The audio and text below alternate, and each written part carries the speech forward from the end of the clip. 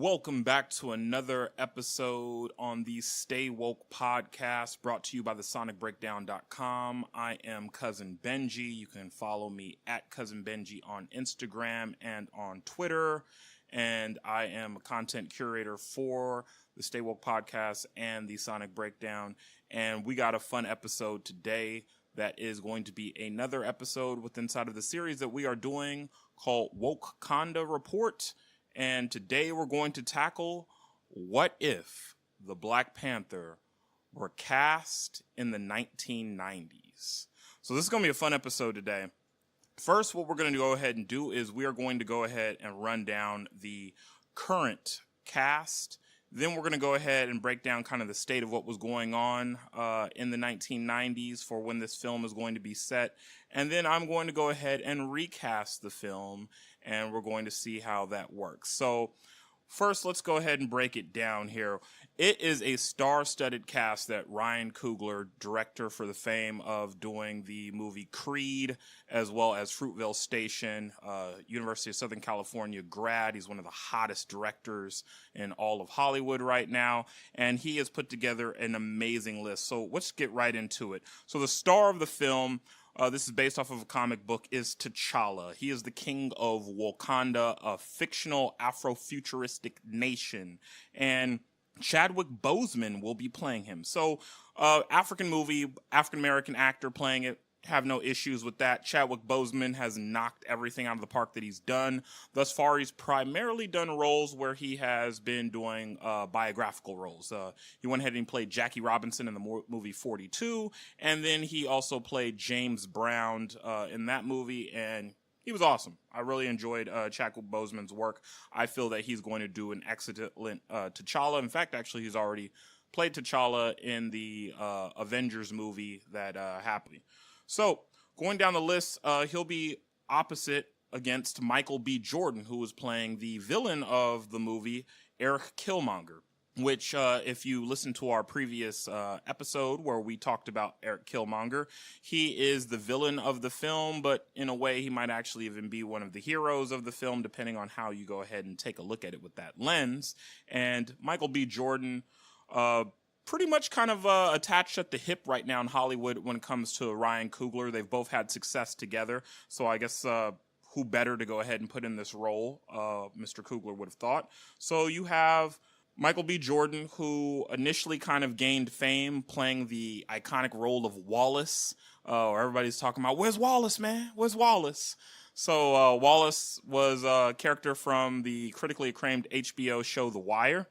And prior to that, Michael B. Jordan had already been starring on, I think it was one of these shows like either Young and the Restless or Days of Our Lives. So he was busting his chops and like really putting in work before the fame had come from HBO while he was doing soap operas. So he went ahead and gained a lot of acclaim with Fruitvale Station, did an excellent job. I'm actually born and raised in the Bay Area, so, I mean, it was authentic as all get out, from the hoodie to the vernacular of having that East Oakland slang and that feeling. It was superb. I mean, he knocked that out of the park. And then he went on to go ahead and do Creed. I am a huge Rocky fan. And of course, you know, if you're a brother, you loved Apollo Creed. So when he came through and he played Adonis Creed, I mean, I can't wait till the sequel comes out. But in true Rocky fashion, they're always going to put sequels when you aren't ready for them. But when they come and they drop, they're going to be hot. So Michael B. Jordan, opposite Chadwick Boseman, as the mirror between the villain as well as the hero, which was something we talked about in our previous podcast on Eric Killmonger. You should go ahead and check that out if you already haven't.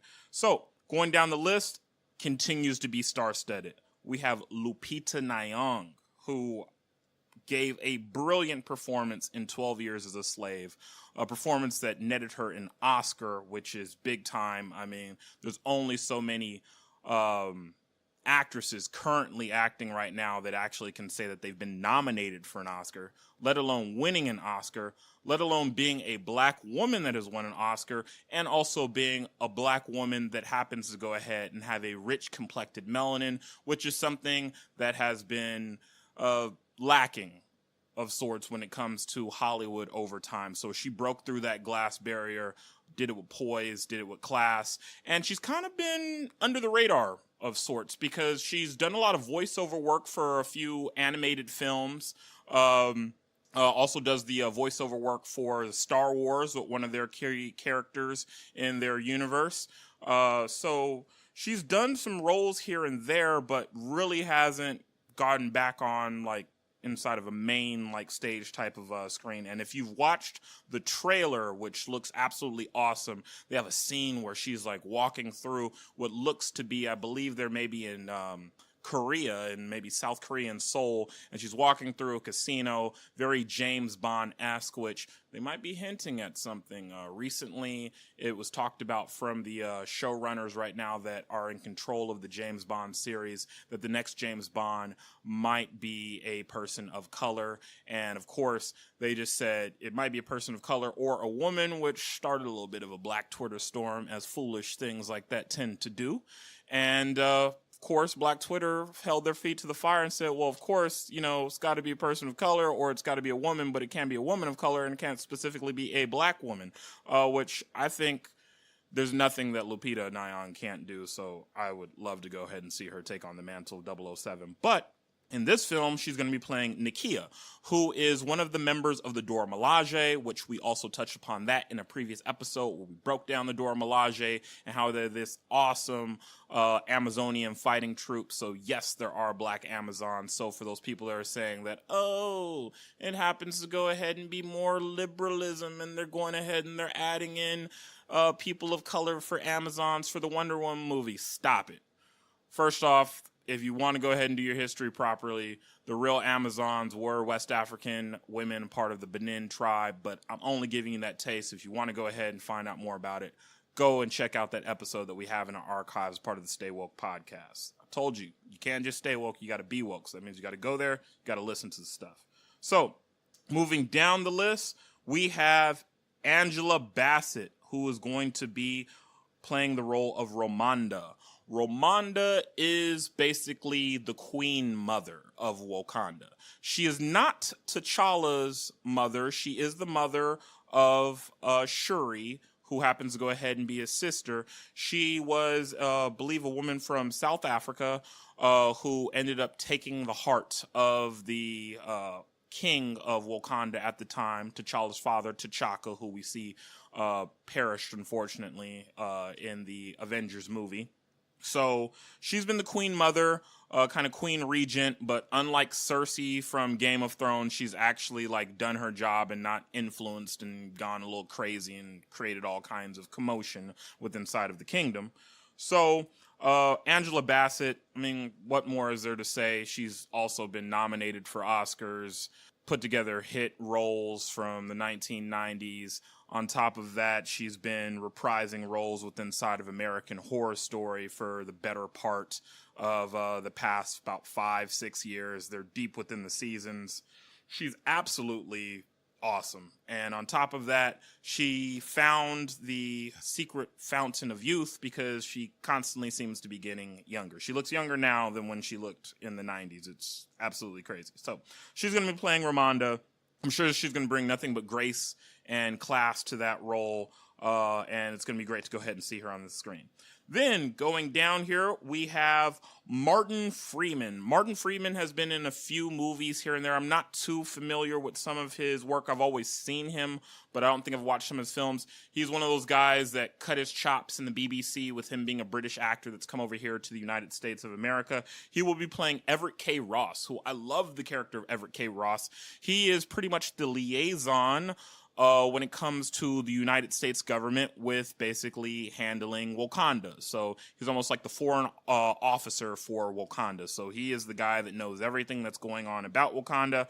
And if you have seen the trailer, he and actor that I'll be getting to, Andy Serkis, who is reprising his role of Ulysses S. Claw, are sitting down together where it seems like he's interrogating him inside of this room to try to figure out what Claw knows, or maybe he's committed some type of crime already.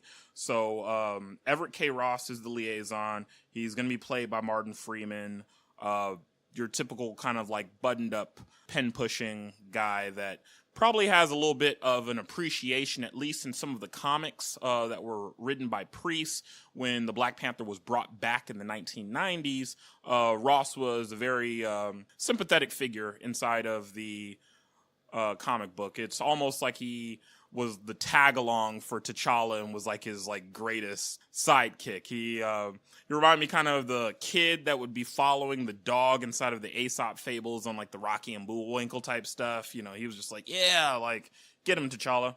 So Andy Serkis, he's going to be playing Claw. We know Andy Serkis from the amazing level of physical acting that he would do with taking on roles like playing Schmeagol, Gollum with inside of Lord of the Rings. That's where he really got his name. And then also played Caesar in the Planet of the Apes reboots that we saw. I don't know if he's continued in the latest sequels that they've had and in the last movie, which I haven't watched that yet. But Andy Serkis, he's also, I believe, won an Oscar for what he was able to go ahead and do with Lord of the Rings. Awesome. He really gets that Afrikaans accent down and creates a villain that we have often not seen, but sometimes if you've read about, if you're familiar with Antal Fugar, the great writer and playwright that's of South African descent, who writing great plays like Siswe Banzi is dead. So Andy Serkis, awesome. Then going down further on the list, we have Danny Warrior, who is playing the role of Okoye. You would know her from The Walking Dead as Michonne. Also, if you've not watched her in the movie George, which is a drama, it is on Netflix. I don't know if it's still on Netflix because, you know, they're pushing that original content and they're starting to take some stuff off of there. So she played in the movie George, African woman that's trying to go ahead and get pregnant and is having troubles with her husband.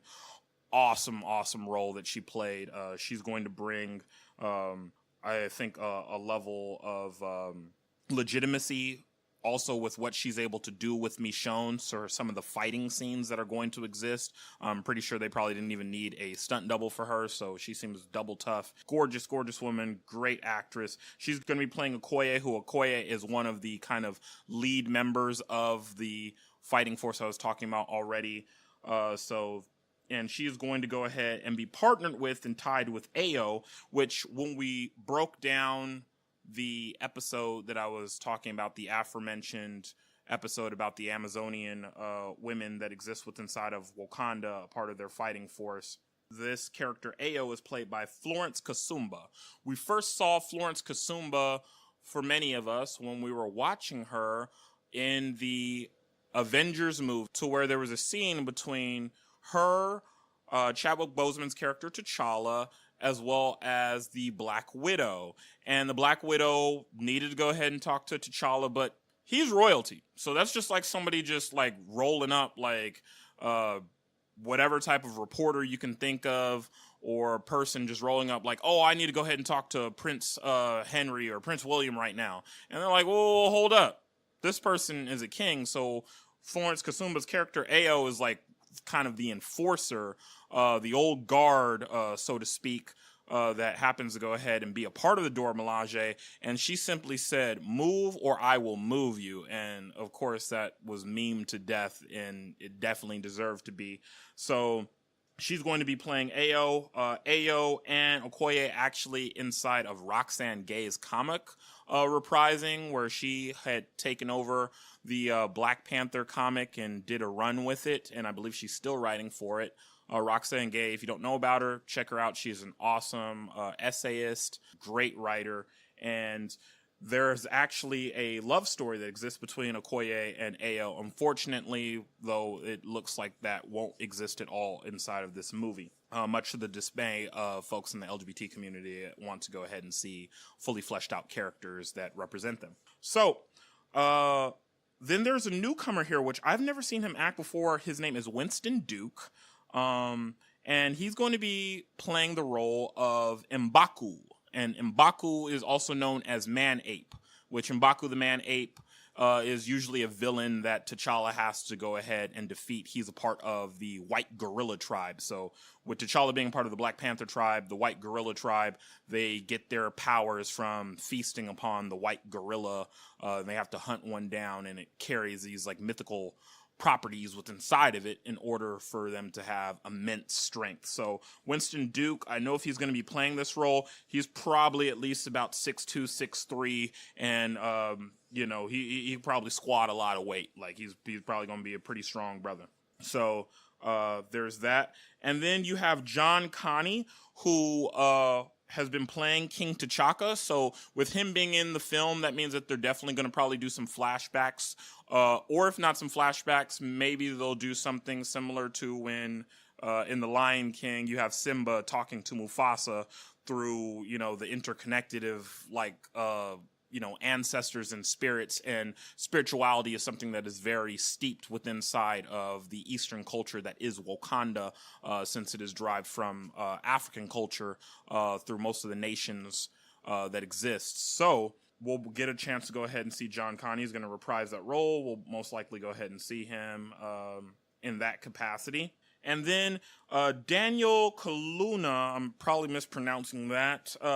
We would know him as the person that starred in Get Out.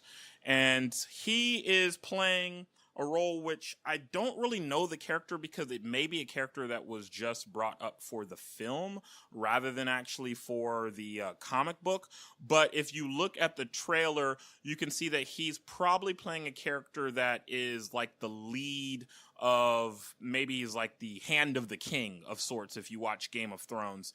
And because there's a scene where you can see Michael B. Jordan's character Killmonger standing with him, and they're most likely opposite T'Challa, so something's going on there. So he's definitely a person that has a lot of power within inside of the kingdom, probably from a militaristic standpoint. So that was the kind of quick rundown that I was able to go ahead and do when it comes to the current cast. That's an awesome cast. It is directed and partly written by Ryan Coogler, so that's awesome. So for this purpose now, we're going to shift gears and we're going to get into what I love to talk about, because I am a history major, and unfortunately, as we know in this economy, that means I don't really get to use my degree at all. So I get to go ahead and use it here on the podcast, and we're going to go ahead and get right into it. And I would like to say that this what if scenario will exist around about 1998. So what happened in 1998 in films? Well, some of the top films that you had in 1998 were Rush Hour, starring Chris Tucker and Jackie Chan. Jackie Chan giving us another hit here in America after he had already had success with Rumble in the Bronx once it had been ported over here to the U.S. So Chris Tucker was a star for playing Smokey inside of the Friday series. And then you had Saving Private Ryan, which was one of those big blockbuster hits by Steven Spielberg. No surprise there, big time film. Then you had The Prince of Egypt, was a 1998 film, and it was one of Disney's last cel-shaded films, and kind of was a precursor to seeing that there was a market for high-level Christian and religious-based films in the United States of America. So this was kind of the precursor to a movie that Mel Gibson did, The Passion of the Christ, which broke all kinds of records worldwide at the time.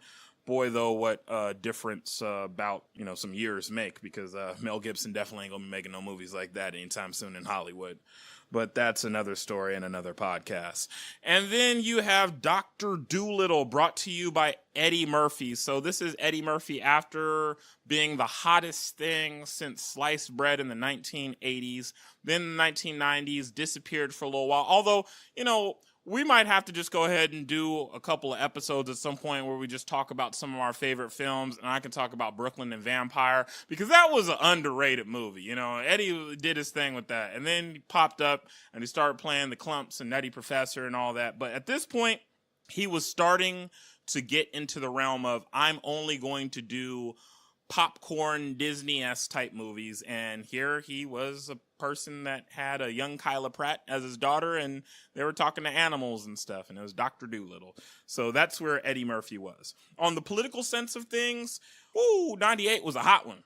98 basically had what some people are thinking may happen currently right now. We had Congress coming to the decision, and they impeached the president. Yes, at the time, the president was Bill Clinton, and the Drudge Report was just starting to go ahead and gain some steam. That was when media was starting to go ahead and shift into the whole dynamic that we have today with about the right and the left and the blue and the red. And at that point, Bill Clinton was in a lot of hot water for his scandal with Monica Lewinsky, but more so for lying for it. So for perjury and obstruction of justice, he was impeached. And Harry Potter was first published in 1998. So a book that would eventually get kids to start reading again and absolutely just take over the world. So that was 1998 in a nutshell. But what also happened in 1998, we had a Marvel movie drop. A very successful Marvel movie, I might add. So when everybody is out here talking about Marvel this and Marvel that, they had humble beginnings. And we talk about that in previous podcasts where we were talking about DC versus Marvel with regards to the Thor or the Ragnarok movie in comparison to the Justice League movie. But one of the shining moments in Marvel and one of the catalysts and precursors to the MCU that we have was we had the half-born vampire, full black male Wesley Snipes taking on the role of Blade. And boy, was he awesome. So for the purpose of this what-if scenario, we are suspending animation as if Blade is not going to be made in 1998. And instead, we're going to go ahead and have the Black Panther. And it's going to be starring T'Challa as Wesley Snipes. I think Wesley Snipes is a perfect pick here for the fact of he's, I think, like a multiple level degree black belt. Basically did a lot of his own stunts inside of the Blade movie. Has the physicality to go ahead and do it. Remember, this is 1998, so now the Wesley Snipes that you're thinking of, if you some of our young viewers that are watching the podcast, you know, you're getting Wesley like after they put him in jail for tax evasion. Like this, I'm talking about the Wesley when he had his money and he wasn't paying the government. That's the Wesley that I'm talking about. That's who we're talking about here. Blade, he had started New Jack City, you know, talking about I never liked him anyways. Like that's the Wesley Snipes we're talking about. Fortunately, they also put that dang gold hair on him and had him in what was it? It wasn't Judge Dredd, but it was the movie where he was put on cryostasis, came back. Oh yeah, his name was Simon Phoenix, and it was Demolition Man. So Demolition Man. So you can see all the physicality. Also the fact too, let's be honest, everybody always assumed that he had some portion of African because this was at the time when, you know, you could somewhat be too black in Hollywood. And Wesley Snipes, like there used to just be a term, like there'd just be all like, you know, is he black or is he Wesley Snipes black?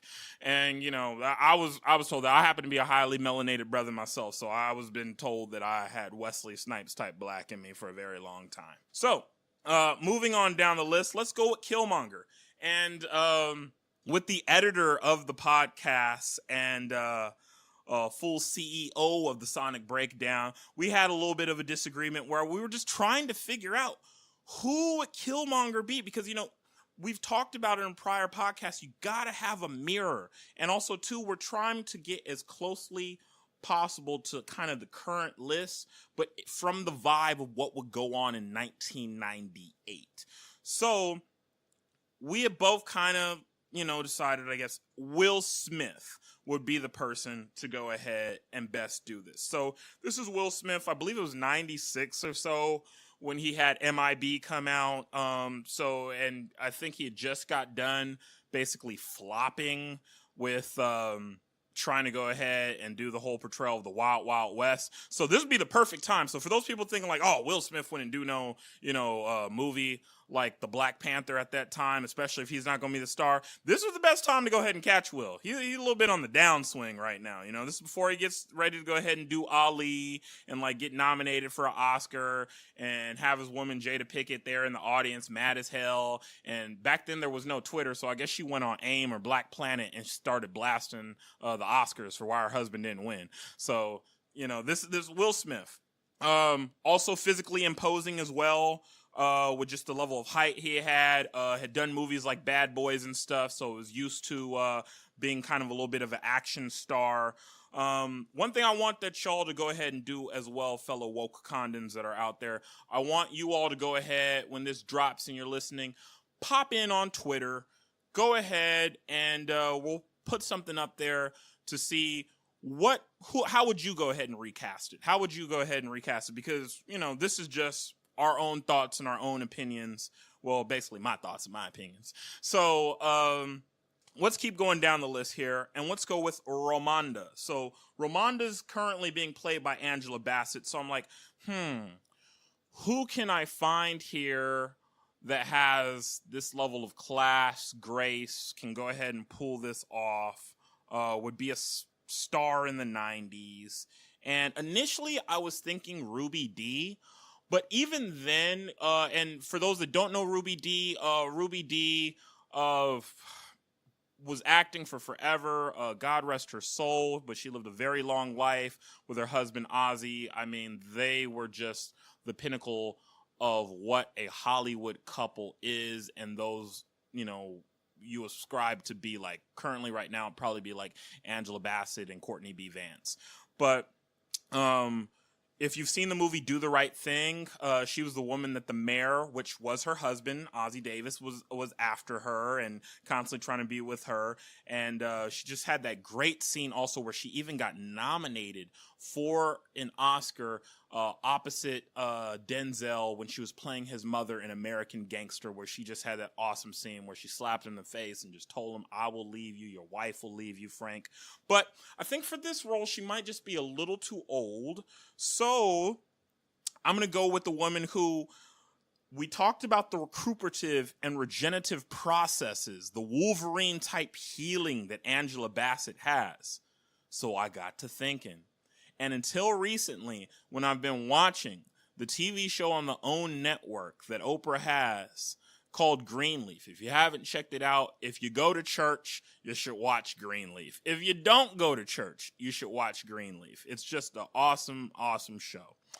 And one of the stars, the mother, the queen mother, the church mother, is none other than Lynn Whitfield. A person, too, where if she hasn't, gotten younger over time, there's a period from, the 1980s to, maybe about 3 years ago, she looked the same. She was just, suspended in animation. Lynn Whitfield first started acting, I think in the late 50s, early 60s, opposite Harry Belafonte in the opening scenes of my favorite movie of all time, Carmen Jones. And I'm talking about Carmen Jones, the original. I'm not talking about that garbage, if you're in my age range, that was called Carmen Jones, the hip hopper that Beyonce was in there. Come at me, Beehive. It was an awful movie. There's no defense of that. And most deaf, you should have been ashamed of yourself for being in that too, because you knew better. It was bad. So you would also probably know her from 90s Fix, because some of you youngins, you just swear that you're from the 90s. So since you know every damn thing about the 90s, then you should know that she was in the movie A Thin Line Between Love and Hate, where she was starring with Martin Lawrence. And, I mean, she took crazy to a whole nother level. Look, guys, if you're going to slide in their DMs, be prepared that they might try to slide a knife up in you. Don't mess with sisters anymore. 2017, don't mess with them. I'm all for dating sisters, are the only folks I date, but I'm saying as in, don't mess with their emotions. They're out here, getting master's degrees, winning awards. 2017 was just an awesome year for Black women across the globe. Serena Williams out here winning trophies, having a baby, getting married, Oscars were flowing for folks. It was just awesome. But do know, don't try to mess all that up. If you ain't bringing nothing to them, stay your ass on the side of your direct message. Don't slide into the DMs like that. Because if you do, you should pop in a thin line between love and hate, and you can see what could happen to your ass. Don't be a player. All right, so moving down the list here, M'Baku. M'Baku played by Winston Duke that we were talking earlier, which I got to thinking too. I wonder if he's related to Bill Duke. Bill Duke is just that big brother, like, dark-skinned, complected brother and stuff like that with kind of the pinkish lips that's just always eating like a bag of Lay's potato chips and, is a cop that just looks like he's always like 2 days from retirement in like the movies in the 90s and the 2000s. Anyways, Michael Clarke Duncan should play M'Baku. The late, great Michael Clarke Duncan. God rest his soul. Which I think he might be turning over in his grave because wasn't he dating Omarosa? I believe he was at the time. I know Michael Clarke Duncan, he rolling into a green mile in his grave right now just thinking about, like, how could I have dated this woman? But that's beyond the point. Was, I believe, nominated for an Oscar, or at least the movie Green Mile was nominated for an Oscar. The Ultimate Gentle Giant, true professional, guy that had a big heart, and his hulking presence and personality. I don't think I possibly thought about Ving Rhames being in this spot here, but also one thing that we wanted to do is, there's a reason why not only do you have Africans like Lupita Nyong'o and Florence Kasumba and Daniel Kaluuya in this film, you also have folks with a rich and deep melanin that are in this film as well for a reason, because this is a movie that is FUBU-esque, for us, by us. And as a result, we love all folks within the diaspora. As we've seen recently with some of these attacks that have been made on folks like Cardi B. She identifies as black, and as long as she is doing things that is uplifting black folks, then she's black. She's Puerto Rican. Like, there are all different shades and colors as a palette of makeup from Rihanna's Fenty Beauty. We come in all shades, all the way from albino to the richest, deepest chocolate possible, to the melanin goddess that we see on Instagram. And all other Sudanese models that have just been taking things over by storm. However, because there has not been appreciation for women of color, particularly what you see in the current film, and just folks, regardless, when it comes to having that rich and deep chocolate melanin, we want to try to keep true to that with this film, that we're doing metaphorically, or that we're just kind of doing here in 1998. So as a result of that, Michael Clarke Duncan has a richer melanin than some other folks I could have thought of. So we're going to go with Michael Clarke Duncan, and also I just think he's a perfect fit. So going down the list here, we have Everett K. Ross. Everett K. Ross, as we know, Andy Serkis inside the current film. So inside of this film, let's go with an actor that I love. He played Nucky Thompson in Boardwalk Empire. He was in I believe, Oscar-winning film or nominated film, Fargo, back in the day. And in a film that is good in any hood, and I'm talking about Con Air, Put the Bunny Down. Classic Nick Cage. Back when he was getting roles for acting like that. That's also what the 90s is about, too. So sometimes you're like, man, I don't know. With some of these people you cast in here is a little quirky. Just know that Nick Cage was the man in the 1990s. You know what I'm saying? So this is different than what y'all like. And also, if you notice something, too, here is some of the people that I've gone down the list on. Lupita Nyong'o, I believe, was raised in Mexico for the most part. And also, too, might have been raised in other countries. Daniel Kaluuya, I believe, is from the UK. We know Martin Freeman is also from the UK. I believe Andy Serkis is also not American. If you just go down the list here, in the 90s, I'm putting American actors and actresses in because that's what it was. Before all these folks from the UK and other countries came in and started taking all these acting jobs because their chops just seem to be a little bit better right now, it was pretty much run by, good old homegrown, made in the USA Americans. So, person I'm going here with is Steve Buscemi. Steve Buscemi, like I said, in Fargo, Con Air, he kind of has that little quirky type of personality where I could see him just like sitting there being like, wait, y'all want to do what? Y'all want to go into Wakanda? He just flipping through pages all like, no, let me tell you reason 131 why we shouldn't go into Wakanda. Like, he just seems like a perfect fit for me. Class actor. And at the time, he was always taking on bit roles. So he's one of those people where you could put in there and be able to kind of be able to take it for that budget. Because already Wesley Snipes and Will Smith, they ain't coming for no chump change. So, going down the list here, Shuri, the character Shuri that we have here, which Shuri I didn't talk about in the last one, but she's being played by Latita Wright, which I don't know too much about the sister. However, I know that she is gorgeous. Like, she has like this just like great model-esque look to her.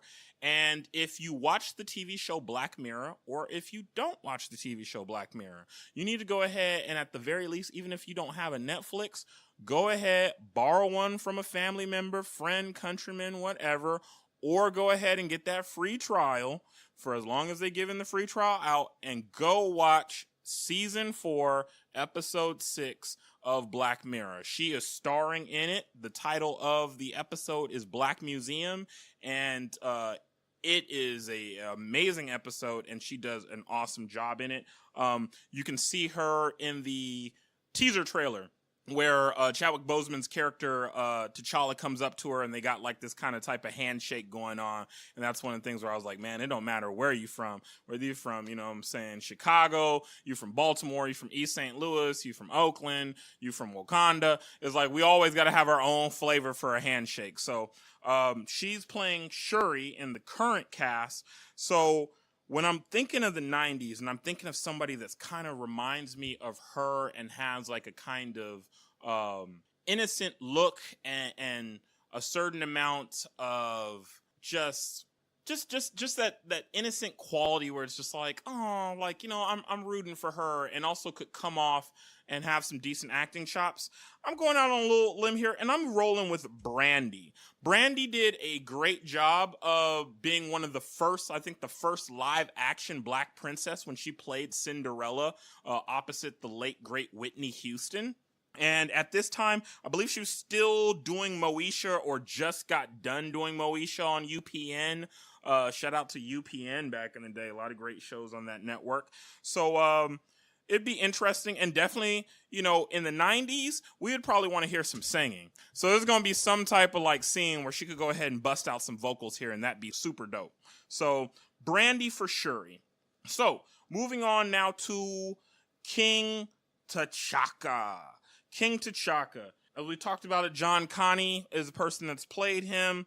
I want to go here with a classic actor along the same lines, probably a good friend in that acting class of Lynn Whitfield, and I want to go with Lou Gossett Jr. He won an Oscar for a Best Supporting Role in An Officer and a Gentleman opposite Richard Gere. Just always, when you think of class, and you think of a man, and you think of somebody that can be like a father figure, Lou Gossett Jr. Brings that together. You would probably also know him for starring roles as playing Fiddler when he was trying to go ahead and teach a young Kunta Kinte inside of the miniseries Roots, as well as for some of the later roles that he had, where he had kind of a role in that opening scene of Why Did We Get Married, where he and his wife were out there on the beach and talking about marriage, and that's just the type of like feel that he has. So I could definitely see a nice scene with Lou Gossett Jr. either beyond the grave or actually right there. So Lou Gossett Jr. is King T'Chaka.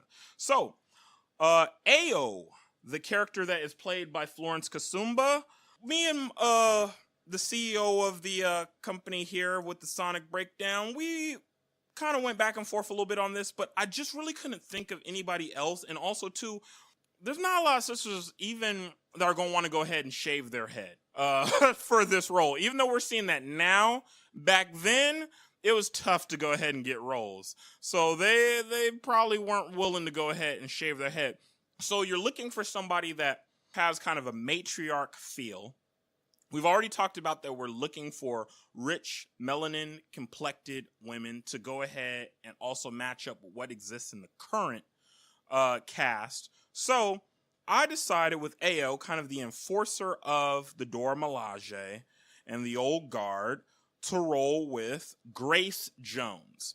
You know her from the movie Boomerang, where she was just acting up crazy as Strange, but also she really got her chops by playing a villainess inside of a Bond film.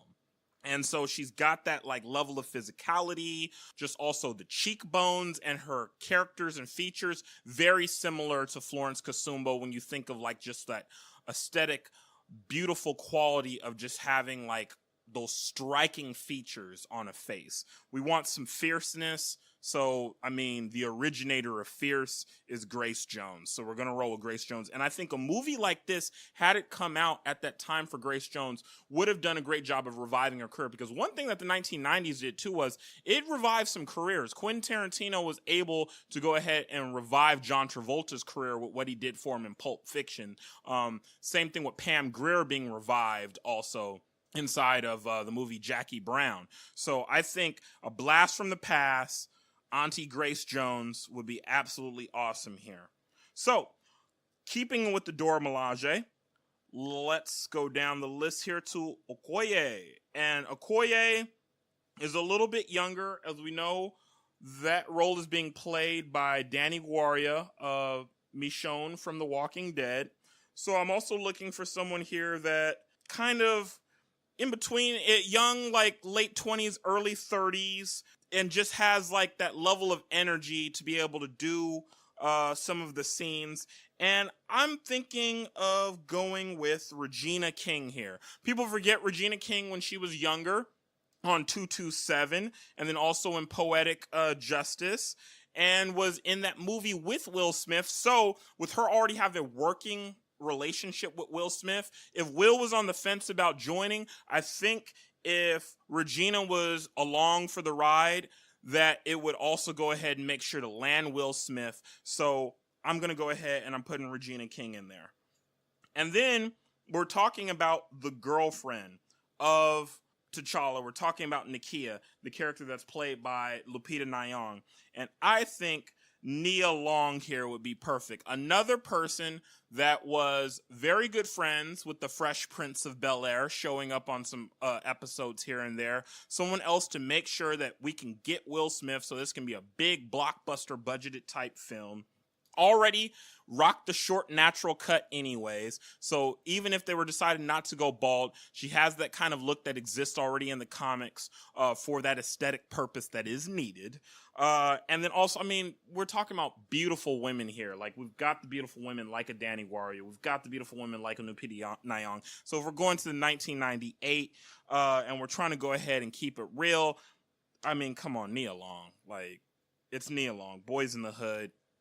It is what it is. And now we're going to go ahead and we're looking at the villain, Ulysses S. Claw, that is played by Andy Serkin. I'm thinking of going here with Christoph Waltz. Christoph Waltz, you would know him if you've watched the movie Inglourious Bastards. He played the evil Nazi that, I mean, he just made you absolutely loathe and hate him just, 2 minutes into the film when he goes ahead and like reveals the Jews that are hiding underneath the floorboards and then guns them down as he's like letting them get away. You would also know him from Django, where he is playing the character that is going ahead and trying to help Jamie Foxx's character and help Django out, but at the same time selfishly just trying to go ahead and use him as a means to his own ends. But we're looking for a character that would be able to go ahead and really master that accent, as well as he just has that kind of like look to him, like of a little bit of like a South African Afrikaans type of like look there. And yeah, he definitely would be perfect for that role. He's also about 5'7", which in Hollywood terms, you know, is kind of tall here. So one thing that I have not dropped yet, who would direct such a film? Well, you got Spike Lee, who right now is doing his thing out here. People, you thought that you left Spike for dead. I watched Red Hook Summer. Did you? Probably not. I watched The Sweet Blood of Jesus. Did you? You know damn well you probably didn't watch The Sweet Blood of Jesus. But Spike has revived himself on Netflix with She's Gotta Have It. So the tables turned, just about over the last 10 years, people say, oh, Spike, he's bitter. He's hating on the Tyler Perrys. He's hating on the Lee Daniels. But talent shows through. At the end of the day, we want a good product. However, Spike would not be right for this film because we need them box office dollars. Spike, Will Smith, that wouldn't happen. We couldn't see that happen. Wesley Snipes would probably be the person to be pushing, like, oh, come on, let's get Spike. But instead, I think we go ahead and roll with my frat brother, the one and the only John Singleton. John Singleton, Boys in the Hood. He'd be able to go ahead and convince the folks like Nia Long, the Regina Kings of the world, respected by the Lou Gossett Jr.'s, the Michael Clark Dunklins, the Wesley Snipes, a big enough name, especially at that time in the 1990s, to go ahead and secure someone like Will Smith. You would get a gritty, very story-heavy, driven type film. He was hot at that time, still in the 1990s, was somebody that the production studios were probably a lot more willing to go ahead and work with and be able to go ahead and raise funds than Spike Lee. So that is the list that I have. I think it's awesome. 1998. Story-wise, I think the story would probably be similar to kind of like what we have. I think you might see, though, more... You know what is interesting? With the way that the comics are designed and with the way that the budgets were back then, it depends.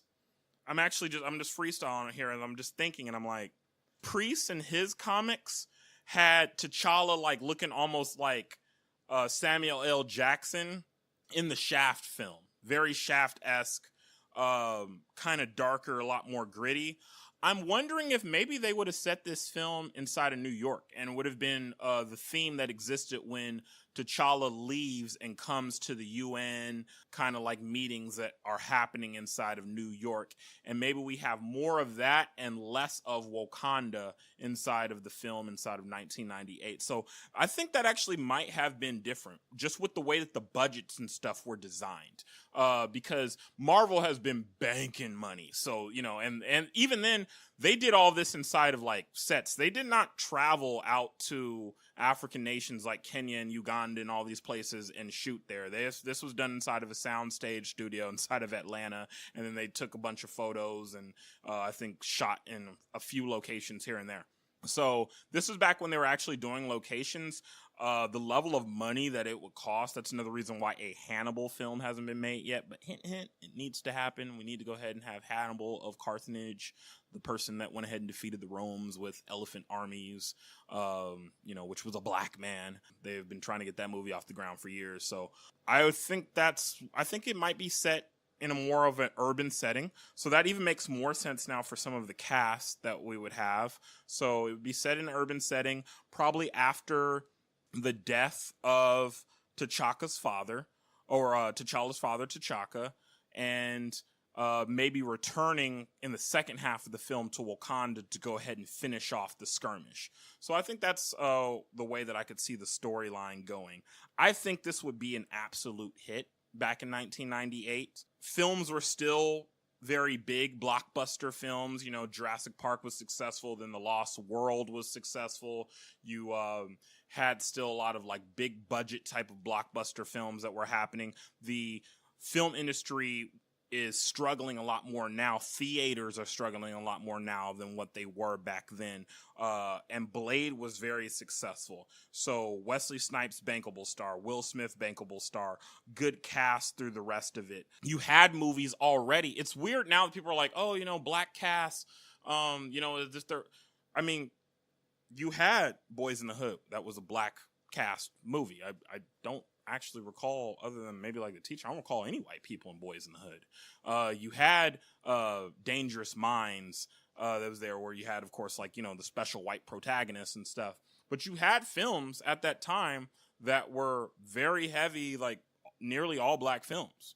So, and they were successful. And remember, too, you have the VHS market back then. So even anything that's not, if the numbers weren't going to hit then as high as they hit now, you had that VHS, and the money that was made that put Cube Vision on the map for Ice Cube creating the Friday series. When he created Friday, the bulk of his money was not made in the theaters. It was made with those VHS tapes and people finding out, and then it went to DVD and, you know, bootlegging and folks showing up to the barber shop and talking about, look, you need to go ahead and watch this. So, yeah, I definitely think the movie would be successful. I think it would have been very interesting to go ahead and have a movie like this. It may have set things in motion to where you already had more black superheroes, to where we would have had the ability to go ahead and see a standalone Falcon film by this time. Go ahead and have a chance to go ahead and see a standalone War Machine film, or see a film that revolves around a black female superhero. We probably already would have seen the Miles Morales Spider-Man that's going on. I mean, people forget, it was rumored that Childish Gambino, who is arguably one of the top 5 most like sought after individuals in music and film right now, Donald Glover, I mean, he is the man. They put the brother in Star Wars as like a young Lando Calrissian. Do you know how big that is? You know, won an a grant, or no, wait, what was he? It was an Emmy. He won an Emmy. You know, two Emmys have been won for the show. He won an Emmy himself for being the best lead inside of a comedy, which, I mean, those type of things just don't happen to anybody. I mean, Veep done won I don't know how many things. It's so hard to go ahead and break into that. And he was pegged to go ahead and be Peter Parker. And I mean, Reddit had a field day. The blogs had a field day. They were just like, no, Peter Parker cannot be black. Although Peter Parker already was black inside of the Marvel Ultimate Universe. And now they're trying to redo it. I think they got a Marvel Ultimate Spider-Man. I saw a trailer for that drop while I was watching the Thor Ragnarok. And it seemed interesting. But of course, I was like, oh, they did it in animated type version. And when he pulled off the little mask and he was talking to Peter Parker, who happened to go ahead and still be alive in his universe, but he's not alive in Miles Morales' universe, in the Ultimate Universe. And he just asked me, he's like, how many of us are there? And he pulls his mask off. If you would have heard the chattering and whispering going on between all of the non-melanated folks inside of the theater, it was funny. I was just all like, damn. I'm like, it's 2017, y'all. I mean, it's a cartoon. It's really that serious. So I think a 1998 Black Panther film also would have done a lot to go ahead and progress and push forward more characters of color. And naturally, too, whenever black folks is winning, that means all other minorities are winning. So that means we would have gone ahead and had a dope Latinx like superhero emerge and pop up. We would have had some dope Asian characters move in and pop up, and not just be relegated to a far off Eastern mystical type of thing, but really actual fleshed out full characters. And probably then at this point, we'd be looking at some type of Black Panther-esque type film that really focused on LGBTQ type of like situations and characters. So it's like, it was a missed opportunity, but it's an opportunity that never really existed. But just, you know, I do believe that there was talks about trying to do a Black Panther film back then. I knew that there were talks when it came to trying to do the character of Hannibal. So this is what my what if scenario is. And I think this is something that we'll be bringing back later with some other what ifs possibly. So what if the Black Panther was created in 1998 and recast with 90s stars? And that's who we have. So this is Cousin Benji. It's been a pleasure rapping with y'all and having some fun trips down 1990s memory lane and adding in a little bit of flavor to it. So this is me here with TheSonicBreakdown.com on the Stay Woke podcast. Make sure that you go ahead and check out any and all episodes within inside of our Wokekanda series, and also some of our other content that we have on there. And it has been a pleasure with y'all. Remember, you cannot stay woke if you don't be woke. And I'm out.